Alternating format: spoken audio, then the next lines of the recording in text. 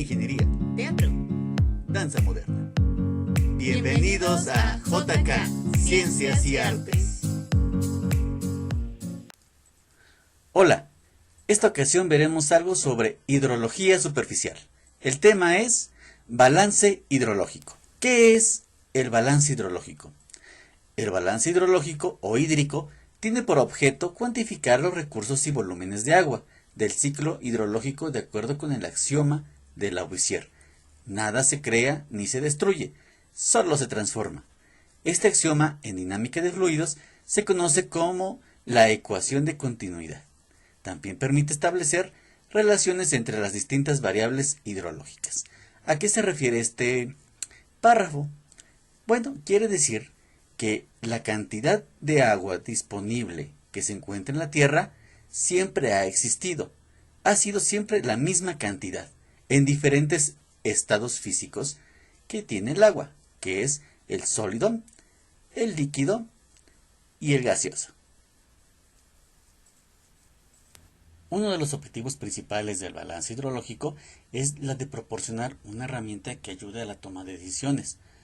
En cuanto a la planificación de recursos hídricos, también como la toma de decisión en la gestión de la tierra. Es muy importante el cuidado del medio ambiente. Es de base fundamental para todos nosotros. Ya actualmente hay muchas normas que nos van dirigiendo para hacer el uso racional de este recurso hídrico y también de la naturaleza. Por otro lado, sabemos que el agua se encuentra en constante movimiento cíclico, es cuantificable y el hombre, conforme pasa el tiempo, tiene diferentes necesidades y requerimientos para su bienestar. Para lograr este bienestar es necesario conocer con exactitud ese movimiento y definirlo. Y para esto, obviamente tenemos que cuantificar todos los estados físicos del agua en el ciclo hidrológico para poder aprovechar este recurso de manera responsable y que también no lo modifiquemos de forma irreversible. Es muy importante. A realizar el balance hidrológico en una zona, en una cierta región o cuenca, nos va a permitir obtener cierta información de vital importancia, como por ejemplo el volumen anual de escurrimiento o excedentes, el periodo en el que se produce el excedente y por tanto la infiltración o recarga del acuífero, periodo en el que se produce un déficit de agua o sequía y el cálculo de demanda de agua para riego en ese periodo. Como podrán observar, ingenierazos, es de vital importancia conocer estos datos, derivados obviamente del análisis de balance hidrológico. Con estos datos podemos nosotros determinar o decidir si nuestros proyectos son factibles de realizar. ¿Sí? Podemos evitar incluso algunas inundaciones en algunas zonas, ¿sí? Riesgo de desbordamientos, incluso por ejemplo tomar la decisión si cierto cultivo se puede realizar en esa zona de acuerdo a que el agua es la suficiente o hay un déficit en esa zona. Entonces, por eso es de vital importancia conocerlo y saber analizar y realizar un buen balance hídrico. El establecimiento de un balance supone la medición de flujos de agua y almacenamientos de la misma, para de esta manera determinar los datos antes mencionados y así poder tener la mejor decisión para nuestros proyectos. Para lograr esto es importante conocer las principales entradas y salidas del agua que tienen sobre nuestra cuenca. Las entradas de agua a la cuenca hidrográfica pueden darse de las siguientes maneras. Son dos principales. La principal es la precipitación, en forma de lluvia, nieve, granizo, condensaciones, etc. La precipitación es la principal línea de entrada e incluso es la que se puede cuantificar mejor. Otra es el aporte de aguas subterráneas de cuencas hidrográficas colindantes, que se da por medio de la infiltración o de la misma agua subterránea por percolación profunda, ¿sí? desgraciadamente los límites de los acuíferos subterráneos no siempre coinciden con los límites de los partidores de aguas que separan las cuencas hidrográficas. Debido a esto es muy difícil poder cuantificar con precisión esta agua de infiltración y agua subterránea que transmiten de una cuenca colindante a la nuestra en estudio. Y bien, las salidas de agua pueden darse de las siguientes formas. La primera es por transpiración o evapotranspiración. Ya en otro video les platicaré con detalle a qué se refiere esa transpiración y esa evapotranspiración. La transpiración, como lo reitero, es una de las principales salidas de agua en la zona en estudio, en la que estamos estudiando. Otra es la evaporación, que se da desde superficies líquidos como lagos, estanques, pantanos, ríos, e incluso pues, el mismísimo escurrimiento superficial que se tiene sobre la cuenca. Otra es por la infiltración, también que el agua que precipita ¿sí? corre se infiltra y escurre, o incluso hay una derivación superficial hacia otras cuencas colindantes, ¿sí? Otra parte del flujo superficial y flujo subterráneo regresan hacia el mar. Entonces ya no se retiene en la zona en estudio. Entonces se puede considerar como una salida de agua de nuestra cuenca. Otra es el agua subterránea, percolación profunda, que también llegan hacia el mar o se queda en los mantos que también llegan a filtrarse hacia el mar.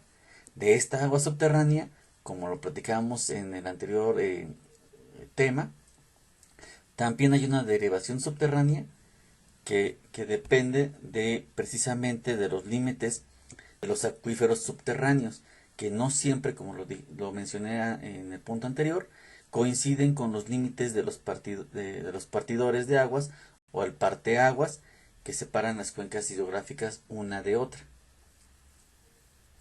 Aplicando la ecuación de continuidad en el balance hidrológico, nos queda que las entradas menos las salidas es igual a la variación de almacenamiento en la región en estudio. Las entradas, como ya platicábamos, son la precipitación y las infiltraciones de cuencas colindantes. Y las salidas son la evaporación, evapotranspiración, las salidas hacia otras cuencas también por infiltraciones, y también las salidas hacia lo que es el mar o el océano, ¿sí? Entonces, esas entradas menos las salidas nos van a dar la variación de almacenamiento, el agua que realmente esa región tiene para poder utilizarla.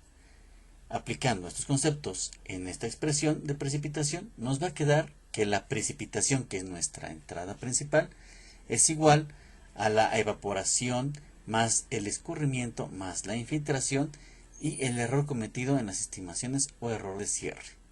¿Sí? Este error es principalmente por las variaciones de medición a la hora de efectuar esas mediciones por efectos de cambios de temperatura en el tiempo de transcurso de esa medición. Todas las mediciones son físicas. Para aplicar la ecuación de continuidad de manera eficaz hay que tomar en cuenta dos condiciones importantes. La primera es la unidad hidrogeológica, es decir, que todas las aguas que se miden y comparan pertenezcan al mismo acuífero. Ese es un punto muy importante. Ya veremos más adelante por qué es tan importante este punto. Otro es el periodo de tiempo. El periodo de medición deberá ser de al menos un año. Y ya para realizar un balance hídrico, pues simple y sencillamente hay que recabar una serie de datos importantes para de esta manera poder realizar los cálculos y estimaciones de nuestro recurso hídrico. El primer dato importante es la precipitación. La precipitación se mide por la altura que alcanzaría sobre una superficie plana y horizontal antes de sufrir pérdidas. Para determinarla se usan los pluviómetros y la unidad de precipitación es el milímetro de altura. Otro dato que debemos determinar es la evapotranspiración, que se determina mediante cálculos basados en la temperatura y humedad de la atmósfera y del suelo.